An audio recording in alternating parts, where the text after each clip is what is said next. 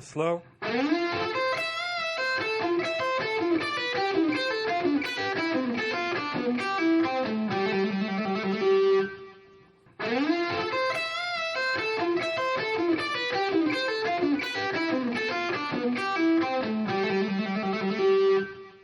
Okay, here's another arpeggio that's higher up on the neck that I can show you, and it goes like this.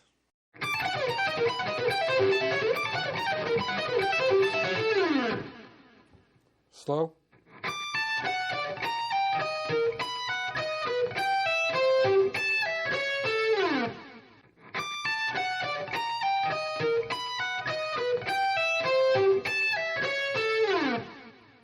It shows that I've been in a lot of different musical situations. I've been in situations with bands and then also as a solo artist where I'm making my music.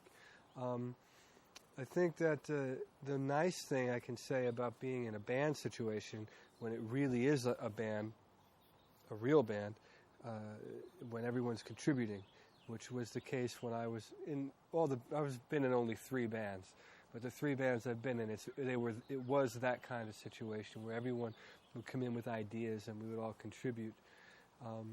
That's a cool thing because the end result, you get something that you would not have ever been able to get on your own. You're getting contributions from all sorts of, different angles. Like in one band I was in, Vertu, Karen Briggs was a violinist, and she would come up with all kinds of great ideas that were coming from her perspective, which to me was new because I had never been in a band with someone that played the violin. So I didn't, it was coming from a different angle for me. And I loved it. It was great. Being in a band like Poison, these are guys that write, or have written hit songs.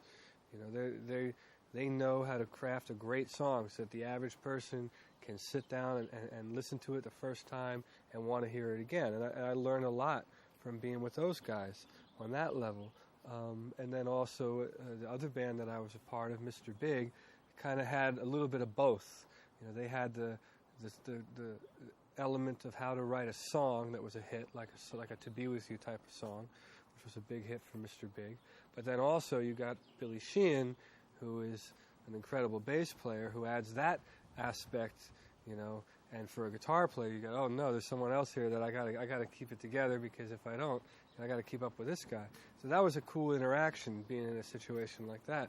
So you take all those musical situations, and if you're paying attention, you can take the best out of all of them, and then when you go back and do your own thing, you can apply that to your own music. And I think that happens subconsciously. You don't sit down and say, all right, well, I played in this band with this guy, so I'm going to try and do that. It's like the good parts of the influences should come together and help, and add something to you creatively. Yeah, that's what I think.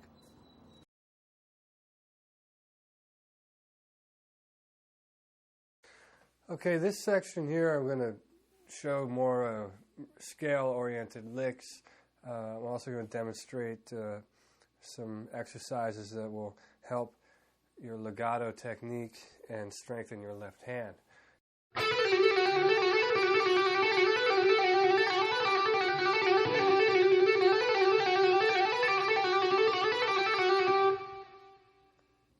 Okay, so I'm going to slow this down so you have a real clear idea of what I'm doing.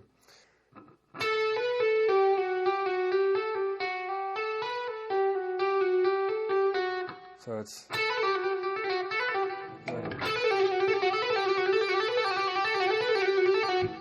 So...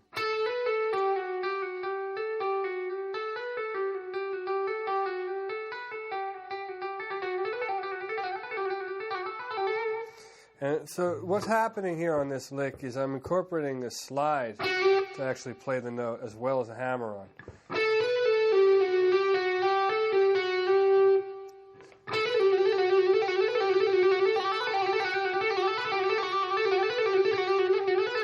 And once you get it going,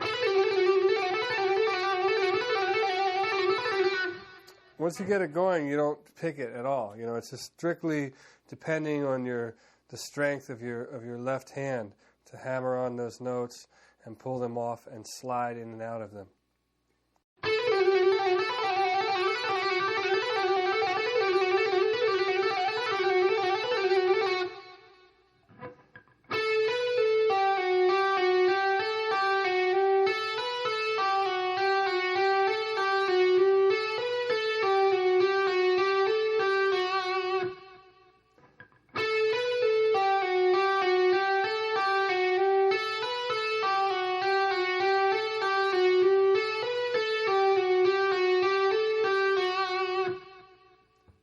Okay, now I'm going to show you how to move that in and out of position.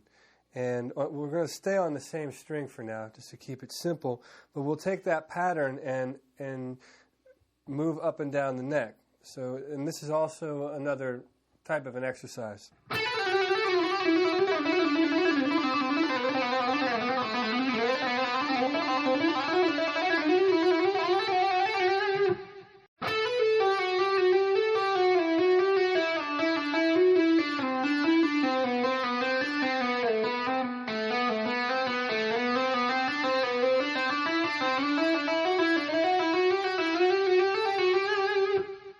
Now, one thing I want to explain about that sort of thing that I'm doing, call attention to the fact that I'm sliding in and out of notes. And, I'm sounding the note by sliding into it.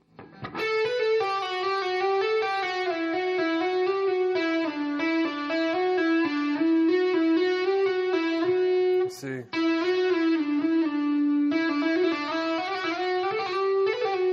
So that's a very important thing that you understand, that that's how that note, some of those notes are being sounded. Some of them are hammered on, some of them are pulled off, and some of them are sliding.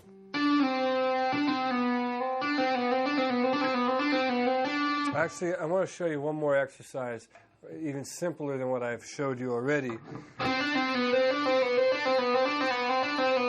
There's a little thing that you can do to sort of get used to sliding in and out of those notes. And it goes like this.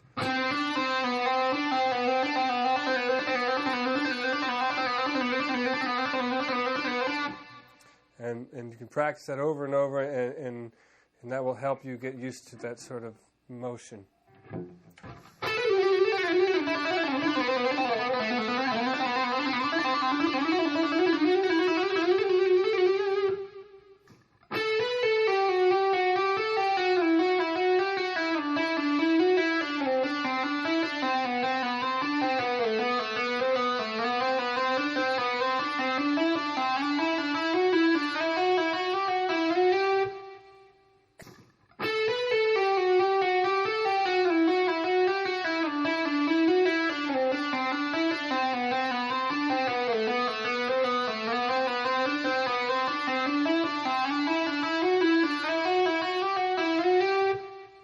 I'm going to show you is something that demonstrates how I use these legato technique and maneuver within a scale and actually get from one point to another across the neck.